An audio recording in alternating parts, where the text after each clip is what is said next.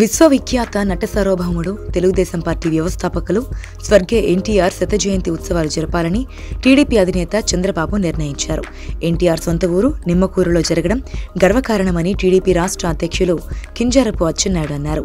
తెలుగువారి ఆరాధ్య దైవం నందమూరి తారక రామారావు పుట్టిన ఊరికి తాను రావడం నిజంగా పూర్వజన సుకృతమని అచ్చెన్నాయుడు అన్నారు. తెలుగు నేలపై ఎంతో మంది నాయకులు పుట్టారు, గిట్టారన్నారు. కానీ 100 ఏళ్ల తర్వాత కూడా ప్రజల గుండెల్లో చిరస్థాయిగా ప్రపంచ చరిత్రలో ఒక్క ఎన్టీఆర్ మాత్రమే నిలిచిపోయారని అచ్చెన్నాయుడు తెలిపారు.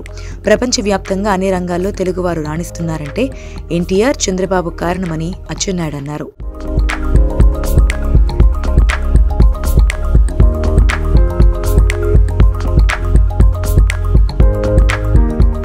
ఎన్టీఆర్ శత జయంతి కార్యక్రమం సందర్భంగా నిమ్మకూరు గ్రామం మొత్తం పసుపు తోరణాలు, టీడీపీ జెండాలతో నిండిపోయింది.